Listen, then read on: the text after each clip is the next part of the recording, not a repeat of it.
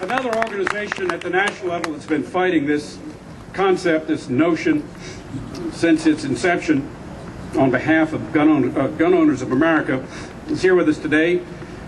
Larry Pratt is the executive director of the second largest gun rights organization in America. Larry?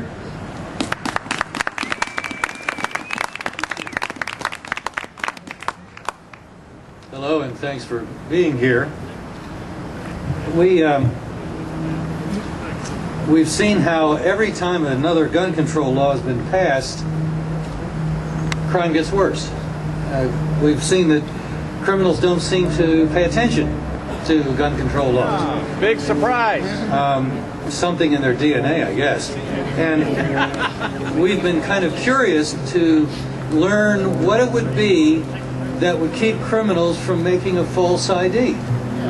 The rest of us will be running around with a real ID. Probably will have an RFID chip in it, have lots of information. The national legislation does not preclude having such little things, inconsequential things as which kind of guns you own. And then to top it off, the State Department doesn't seem to really have too much problem with an RFID chip that can be read by some unkind individual, even an unofficial person, who might see you going by with your passport and capture your data. Far-fetched? Well, the Canadians had a registry of firearms which brought down a government a couple of years ago. And one of the embarrassments of that registry, that wannabe registry, never really took off.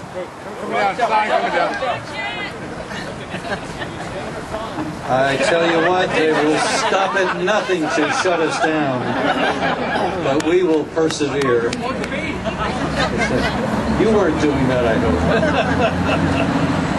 hope. The Canadians found that with their data registry, apparently the only people that were able to use it, because it certainly were not the police, were the crooks.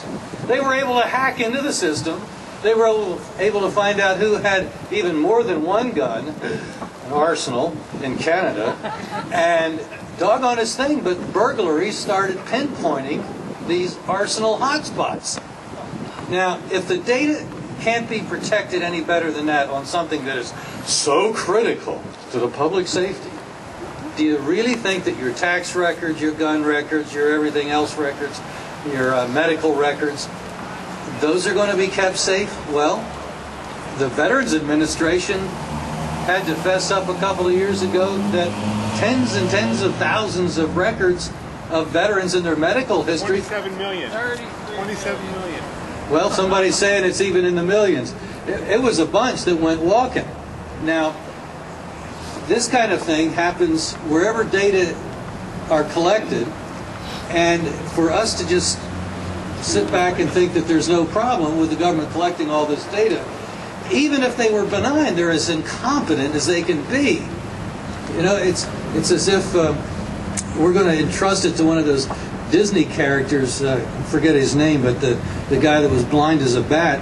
That's the way these guys impress me. They don't really care about you and me, and if our data gets lost, well, you know, the herd out there on the back 40, if we lose a few of them, you know, it's a cost of doing business.